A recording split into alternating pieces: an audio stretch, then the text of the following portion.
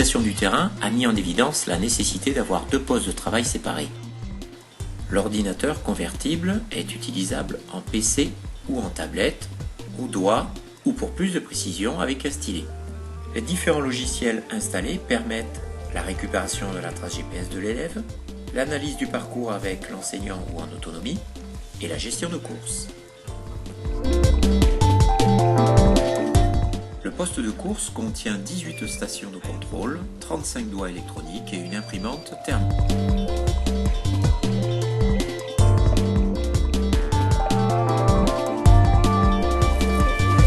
La pratique scolaire de la course de natation a fait émerger des contraintes spécifiques suscitant des aménagements encore peu opérationnels à ce jour.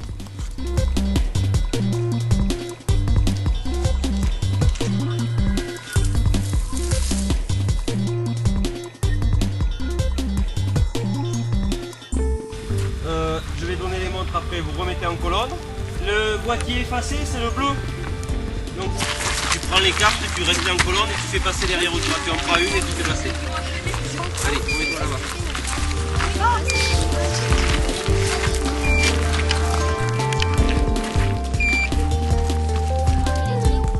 Non, tu le dernier en fait.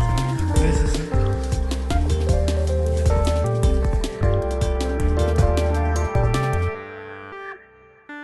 Recopiez la carte qui est devant vous. Donc vous faites très attention de faire le rond au bon endroit et vous entourez bien ce qu'il y a au centre du cercle là. Et vous n'oubliez pas de noter 1, 2, 3, 4, 5 additions, ça fait partie du temps de course. Donc plus vous allez rester de temps, plus vous allez... ça va tourner. Mais c'est pas grave, il vaut mieux prendre 3 minutes et être sûr.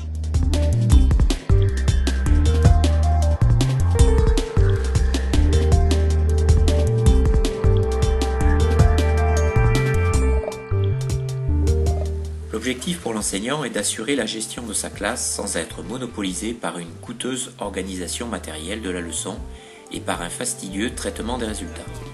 Cette mobilisation excessive se ferait au détriment de ce qui est la finalité de la discipline EPS dans le système scolaire.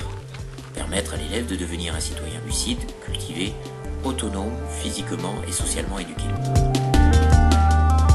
Le développement des compétences recherchées pour les élèves ne peut s'envisager qu'à partir de l'analyse de leurs caractéristiques et des différents types de problèmes auxquels ils sont confrontés.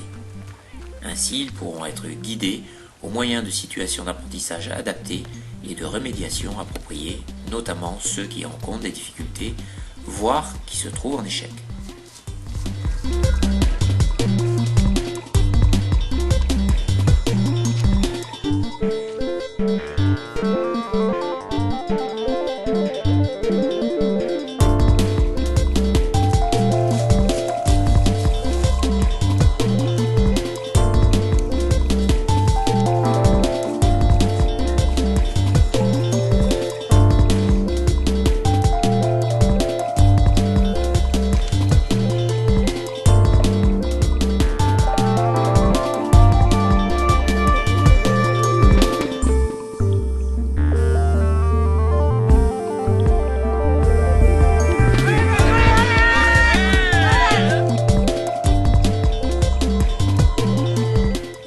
L'élaboration de cette mallette, encore évolutive, a pour objectif de répondre à ces exigences.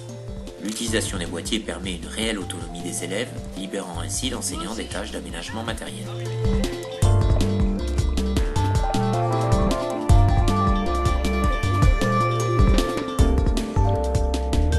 Le recueil de traces GPS permet l'analyse précise et l'individualisation des éventuelles difficultés rencontrées.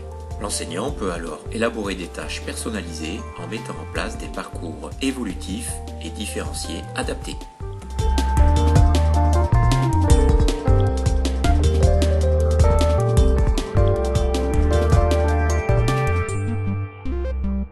Bon, tu vois ta trace là ? Pourquoi tu as fait ce choix ? Pourquoi tu es passé à droite plutôt qu'à gauche ? La connaissance du résultat et ou de la performance est immédiate puisque le passage de chaque élève aux différents postes du parcours est enregistré et donc disponible dès l'arrivée.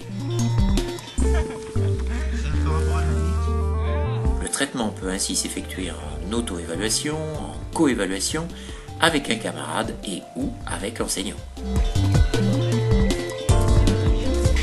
donc après il y a des allers-retours là-dedans. Hein. Oh là Il là. était allé tout à fait au fond là-bas. L'exploitation des différentes données recueillies doit permettre la formalisation des évaluations diagnostiques, formatives, voire formatrices, et sommatives, voire certificatives. On est d'accord? Donc là, alors tu aurais pu aller directement ici. Et là, il y avait la 5 qui n'est pas allée non plus.